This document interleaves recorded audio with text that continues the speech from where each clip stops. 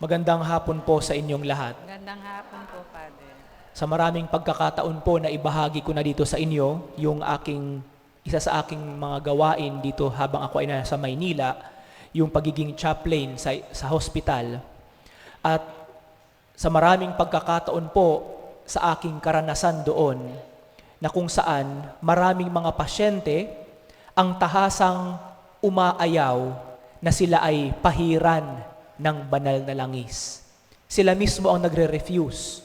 Nagre-request ang mga madre, tinatanong sila, gusto nyo po bang pahiran kayo ng banal na langis? Sila mismo ang umaayaw.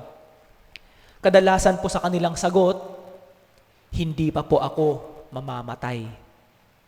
O di kaya sasabihin nila, saka na lang.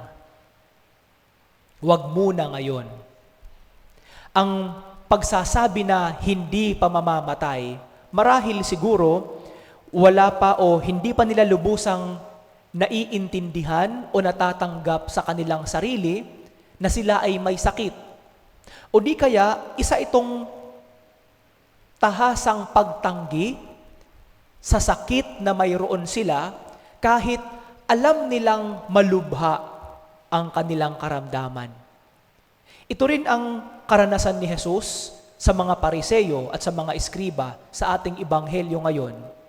Yung mga Pariseyo, ang tingin nila sa kanilang sarili dahil mga eksperto sila sa batas ni Moises at sinusunod nila hanggang sa kahuli-hulihang letra ng batas. Ang tingin nila sa kanilang sarili, maayos at tapat na mga Hudyo. At ang tingin nila sa ibang mga tao, mga makasalanan, hindi tapat, mga taksil sa Diyos. Lalong-lalo na ang mga publikano, na kung saan sila ay mga Hudyo, pero nagtatrabaho sila para sa emperador ng Roma bilang tagapangolekta ng buwis. Kaya ang tingin ng mga Pariseo sa kanila, hindi lamang traidor, kundi mga taong mga makasalanan. At ang tingin nila sa kanilang sarili, walang kasalanan. Ihinihiwalay nila ang kanilang sarili, may kasalanan, at sila walang kasalanan. At para kay Jesus, isa rin itong pag-deny sa kanilang sarili na meron silang nagagawang kasalanan. At sa pagkakataon na tinatanggi nila na meron silang kasalanan, yun din po yung pagkakataon na inaayawan nila ang Diyos. Dahil para nilang sinasabi, Panginoon, hindi kita kailangan dahil hindi ako makasalanan. Ang hindi pagtanggap sa kahinaan sa sarili ay isang tahasang pagsasabi sa Diyos, hindi kita kailangan, Panginoon. Mga kapatid, sa Ebanghelyo ngayon, isang magandang pagkakataon na ipinapaalala sa atin yung mga pagkakataon na hindi naman siguro natin itinanggi ang Diyos, pero tiningnan natin ang ibang mga tao na mga makasalanan at tayo hindi. Yung mga pagkakataon na ang tingin natin sa iba, gumagawa ng mali, tayo hindi. Ang tingin natin sa iba, masasama, tayo mabubuti. Sa maraming pagkakataon po nangyayari ito sa ating buhay na minsan hindi tayo aware, hindi natin alam. Kapag ikino-compare natin ang ating sarili, ako nagsisimba, sila hindi nagsisimba. Mas magaling ako, mas maayos ako, mas tapat ako sa Diyos kaysa sa kanila.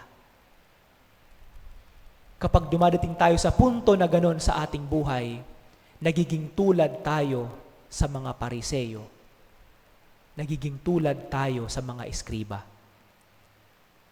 Isang magandang pagkakataon na ang pagtanggap sa kasalanan, ang pagtanggap sa sarili natin bilang makasalanan, ang pagpapakumbaba na sabihin sa harapan ng ibang mga tao, makasalanan ako, ay isang pagkakataon din para sabihin sa Diyos, kailangan kita, Panginoon. Dito po sa atin, sa Peñafrancia. May mga pagkakataon po or hindi mga pagkakataon pero naging part ng ating daily schedule dito ang pagkumpisal. Tuwing Wednesday and Friday po, available po ang ating mga pare sa ating confessional box para makinig sa mga nais tumanggap ng sakramento ng pagkumpisal. Pero alam niyo po, sa maraming pagkakataon na ako ay nakaupo doon sa confessional box, minsan walang lumalapit. Walang pumapasok. Gusto kong isipin na baka siguro wala talaga tayong mga kasalanan. Baka siguro wala talaga tayong maling nagagawa sa ating kapwa-tao. Baka siguro, ang tingin natin sa ating sarili, hindi naman mga mortal sins ang aking nagagawa. Pwede pa naman sigurong mangumunyon. Dumadami lang po ang nangungumpisal kapag may kumpisalang bayan o di kaya ay kapag mayroon tayong kumpil at kasalang bayan. Pero sa ibang mga ordinaryong araw, wala pong lumalapit. Wala pong lumalapit. Marahil siguro, gusto ko na lang ding isipin na baka ayaw nating lumapit dahil baka makilala ako ni Father. Baka makilala niya ang boses ko. Nakakahiya. Pwede mo namang ibahin ang boses mo na lang. Pero sana po, ang Ebanghelyo ngayon ay magpaalala sa atin. Sana po, hindi tayo nagiging mayabang sa harapan ng Diyos at nahihiya na makita ng ibang mga tao ang ating paglabas sa confessional box. Sana po hindi ganon. Dahil kung nahihiya tayo na makita ng ibang mga tao, uy, nangumpisal si ganito. Isa pong pagpapakita ng kayabangan sa harapan ng Diyos. Ayokong ipakita sa iba na makasalanan ako. Nagiging mga pariseyo tayo sa ating sariling pamamaraan. Ang Ebanghelyo ngayon ay nagpapaalala sa atin. Hindi po nakakahiya ang pag-amin sa sarili na ikaw ay makasalanan. Hindi po nakakahiyang ipakita sa ibang mga tao na tayo ay mayroong kahinaan. Ang pag-amin sa kahinaan, ang pagpapakumbaba sa ating pagiging makasalanan sa harapan ng Diyos ay isang pagsasabi sa Panginoon, isang pagpapakita sa Panginoon na kailangan natin siya sa ating buhay.